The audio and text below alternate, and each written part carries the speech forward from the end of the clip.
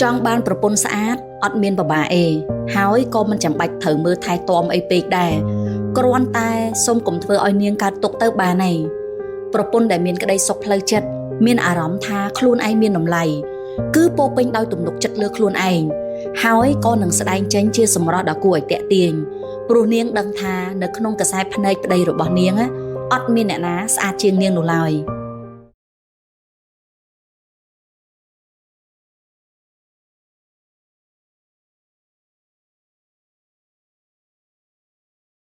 លុយនឹងសុខភាពមួយណាសំខាន់ជាងនេះគឺជាប្រធានបទមួយដែលកំពុងតែក្តៅកគុកតែម្ដងក្នុងបណ្ដាញសង្គមអញ្ចឹងសម្រាប់បងប្អូនវិញតើបងប្អូនគិតថាមួយណាសំខាន់ជាង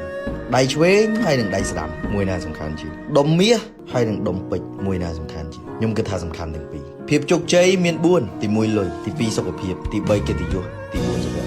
អត់មួយមិនស្រួលទេអញ្ចឹងយើងត្រឡប់មកលុយឬក៏សុខភាពមានលុយអត់សុខភាពគ្មានបានកើតលុយចាយនៅបន្ទប់មានអ្វីបានមកនឹងងាយទេរៀនលក់រៀនបង្កើតចំណូលរៀនប្រឹងប្រែងដោយខ្លួនឯងបើសិនជាអ្នកទាំងអស់គ្នាចង់បានផ្លែផ្កានៅក្មេងត្រូវខំប្រឹងជាប្រចាំស៊ូកំសត់តែកុំកំសាក់កំសត់សប្រាក់កំសាក់ក្រីក្រអូយពាក្យហ្នឹងខ្ញុំយកមកគិតខ្ញុំយកមកស្ដាប់ពិតជាមានន័យខ្លាំងហ្មងវិញខ្ញុំសុខចិត្តឲ្យគេមើលមកខ្ញុំដូចជាកំសត់ហើយដូចជារវល់ហត់គ្មានសំណាងទេប៉ុន្តែខ្ញុំអត់ខ្វល់ទេសំខាន់ខ្ញុំជួយចិត្តធ្វើខ្លួនឯងរវល់ពីព្រោះវាមានប្រាក់ចំណូលមិនថាចូលតិចចូលច្រើនគឺវាបានមកដោយពីកម្លាំងសមត្ថភាពនិងគំនិតថាពេលវេលាពីមួយថ្ងៃទៅមួយថ្ងៃគឺវាដើរលឿនខ្លាំងអញ្ចឹងខ្ញុំគិតថាខ្ញុំអត់ចំណាយពេលវេលាឲ្យខ្ជះខ្ជាយទេប្រឹងប្រែងលក់ដូរវាគ្មានរឿងអីត្រូវខ្មាស់គេទេវិញខ្ញុំទិញពាក្យមួយថាចេះជីវិតខ្លួនឯងកុំចាំគេដឹកហើយការងារខ្លួនឯងក៏កុំចាំគេដេញហើយចំណូលខ្លួនឯងក៏កុំចាំគេដៀលដែរពេលខ្លះខ្ញុំក៏លេចទៅមើលអ្នកជុំវិញខ្លួនខ្ញុំ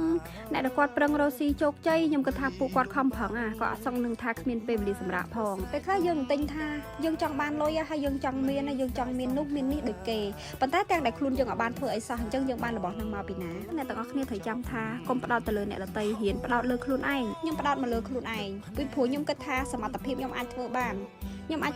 មិនថាតិចមិនថាច្រើនក៏ដោយគឺខ្ញុំខំខ្ញុំអត់ត្នេឯងហើយខ្ញុំក៏អត់ថ្នមខ្លួនដែរអ្វីដែលខ្ញុំអាចធ្វើទៅបានគឺខ្ញុំធ្វើអ្វីដែលខ្ញុំអាចខំបានគឺខ្ញុំខំបានប៉ុណ្ណាខ្ញុំយកទៅមិត្តពុកម៉ែខ្លោចចិត្ត